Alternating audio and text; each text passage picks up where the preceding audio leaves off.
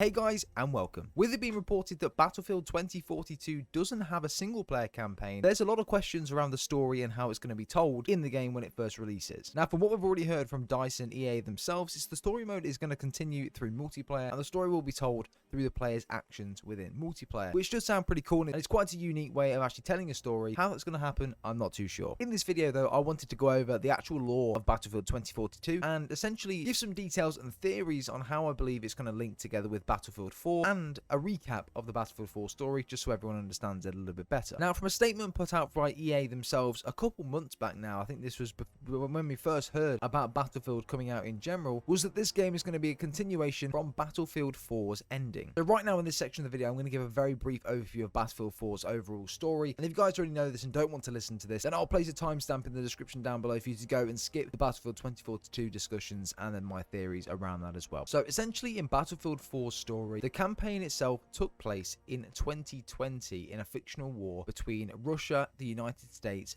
and China also taking part and assisting Russia within that. Two of those countries, being the US and Russia, are actually main protagonists in Battlefield 2042. So as you can see, it is a continuation. The main plot within Battlefield 4 was around the Chinese and also the Russian soldiers working together in order to essentially try and take over the world, and that's essentially who you're battling against within the majority of the game. At the time of the game, the tensions between Russia and the United States ran all-time high, and the conflict between the two countries was running since the last 6 years, from basically the end of Battlefield 3. On the side of Russia and the US being in a civil war together essentially, China themselves are also on the brink of war, as Admiral Chang, who is the main antagonist within the story, who is essentially one of the leaders of the Chinese military, tries to overthrow some of the Chinese government in order to try and essentially take over China. If General Chang actually succeeds in doing this and has access to all of the Chinese government and also their military forces, they're going to get the backing from Russia in order to help spark the war between China and the US, in essentially two countries versus one. At the start of the campaign, you're taking control of a team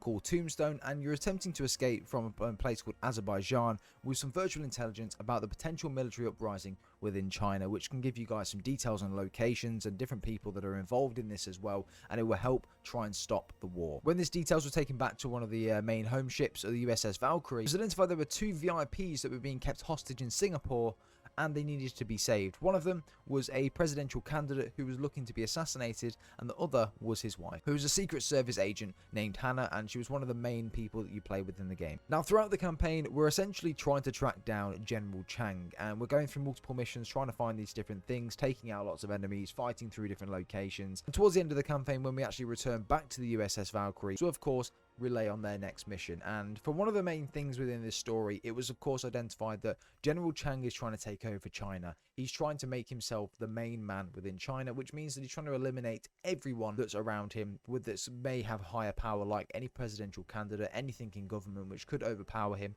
He's trying to get rid of them. So this one person called Jim G, who is one of the presidential candidates within China, has essentially tried to hide for the last couple of months, and he was the VIP we saved at the start. He's had to hide throughout this whole process because if General Chang knows that he's alive, he's going to try and kill him at every single cost. Whereas when we return back to the USS Valkyrie this time, Chinese forces are fighting for General Chang. They've got no one else to answer to, so General Chang has kind of taken it on board and he's giving out orders. He is their boss. He is the one person they need to obey. However, if these Chinese forces knew there was a presidential candidate alive that they could actually answer to and that had authority over General Chang, this could completely change the game. So when the team boarded the USS Valkyrie, Jinji spoken with Tombstone and said, "Let me show my face. Let me show the Chinese forces that I'm still alive." Better late than never, squad. Come on, we gotta get him out of here. Easy. You have been unconscious for several days. You shouldn't even be speaking. If I am silent, I am nothing. They come for me. Chang's men. Look, take this. We need to get you out of I here. have put down my guns, Captain. My brothers will not kill me. Maybe I didn't make myself clear. Your brothers think you're already dead. You're a target, like us. An assignment. Search and destroy. Then they have to see me. Know that I still breathe. They will forget their mission and lay down their arms. So, we let him in and see what happens? Yes. That was a joke. Irish Wrecker, cover to the door. I am serious. If we fight, it is over. I will open the door I myself. can't let you do that. Now you listen to me.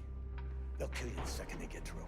That door's the only thing keeping you alive. With such an extreme trauma, he shouldn't even be up. I mean, this is the concussion talking.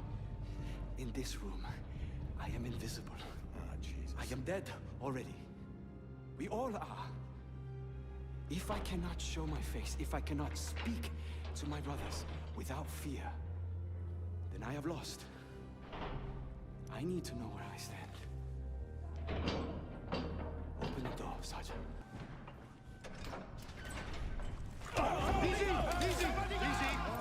喂，兄弟，你被骗了。如果你用一听，我会告诉你的事情。Don't do it. Don't fucking do it.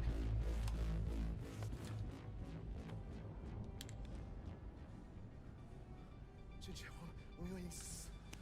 真结活了，把枪放下。Stand down。真结活了，我们要告诉其他人，真结活了。Son of a bitch did it. But what now? There's still a lot of Chinese soldiers out there. They know it's him.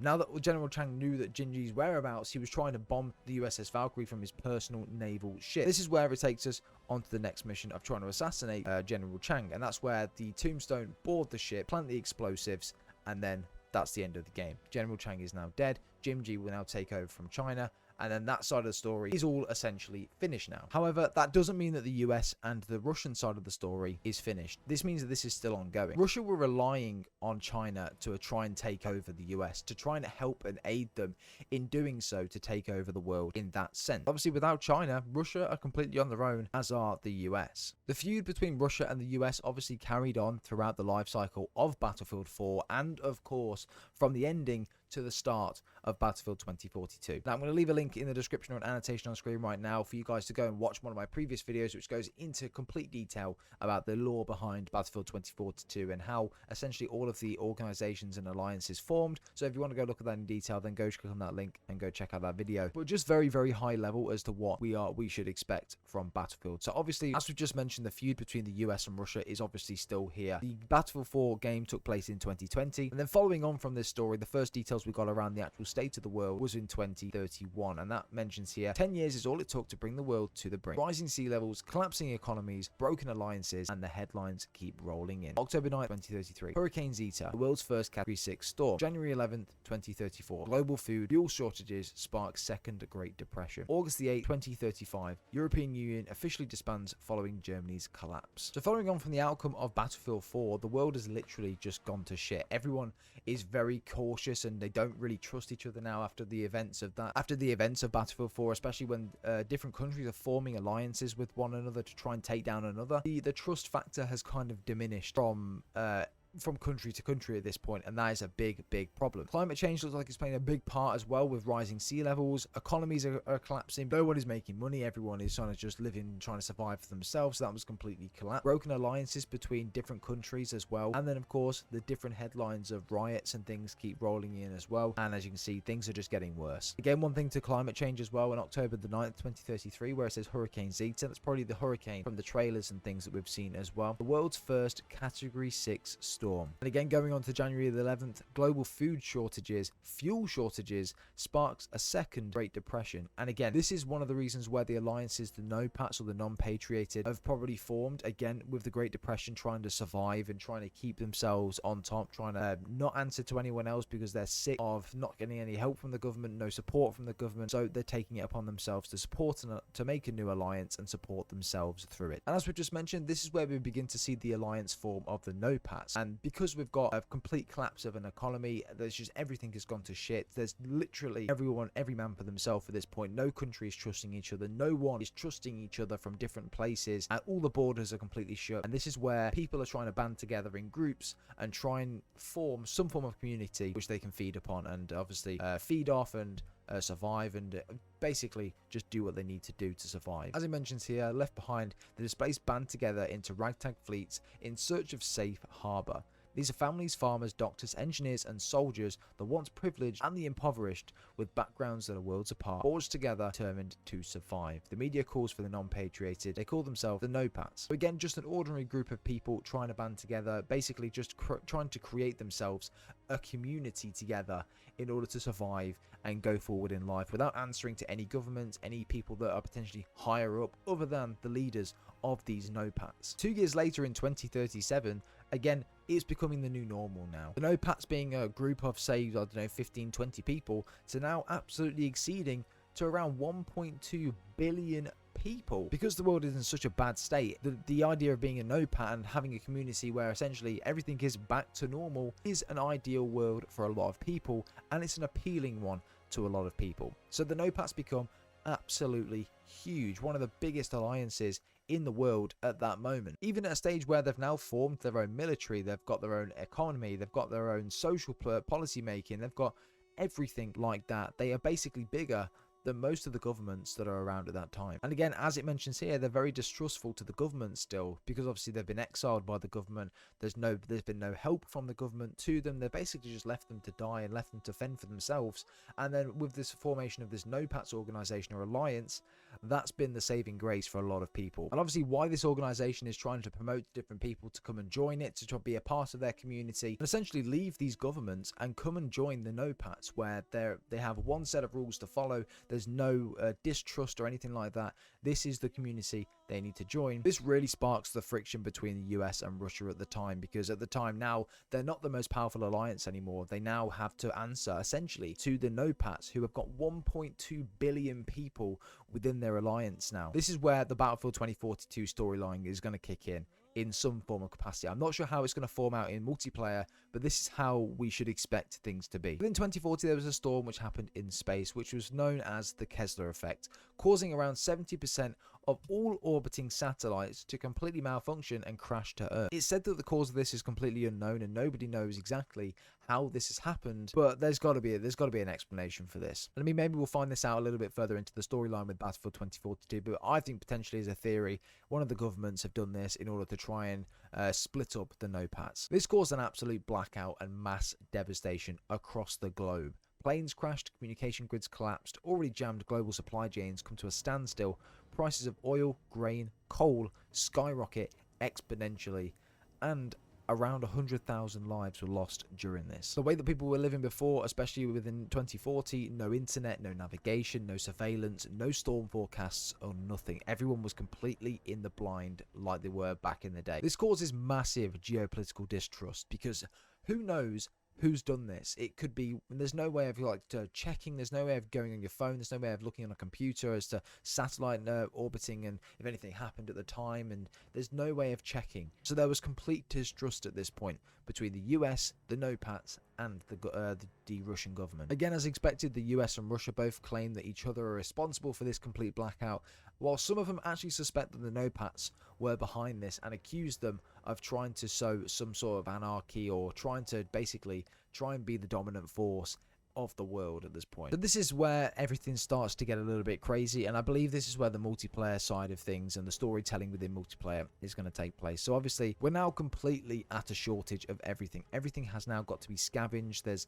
no way of being able to have deliveries or shipments of different things and communicate this. There's basically no communication other than talking to each other from a distance. That is literally the only form of communication that people can use at this time, because there's just no satellites, there's nothing. You can't phone people, you can't text people, you can't call people, you can't do nothing with anyone at the moment because there's no satellites available to do so. And that again causes a big problem and causes the entire world to be on the brink of war. A food and fuel shortage ignites a shadow war between the US and Russia. To maintain plausible deniability, both sides field NOPAT task forces as proxies in escalating conflicts over resources, promising the refugees a piece of what's left. Russia and the US are trying to recruit different people from the NOPATS organization in order to try and essentially give the NOPATS a bad name, and they can basically say that if a NOPAT did it, that they got nothing to do with it. It wasn't them that ordered them. It was the NOPATs that took this over. So they can maintain that plausible deniability, turn the NOPATs against each other,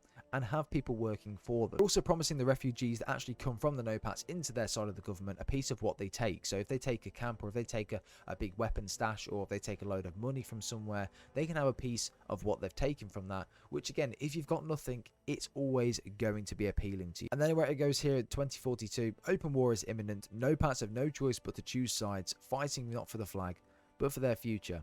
Their war is your story. Now for me, what that shows in Battlefield 2042 within the multiplayer side of things is potentially two things. One, we can choose sides. We can rather be in the NOPATs, we can rather be in the US, or we can be within Russia. Again, you can choose what you want to do. The story will play out depending on obviously how your game plays, if you win the games, whatever. I don't really know how that'll work. You can choose sides, choose who you want to be. Not necessarily per game, but when you go into a game, you can choose what side you want to fight for. You can choose, you can rather want to fight for the US or the Russian side of things as well as a NOPAT, and you can essentially go into different games as that particular person you chose, and then the outcome will depend on what, I don't know. The outcome could depend on the amount of games that are won or things like that, the sides that win the most games.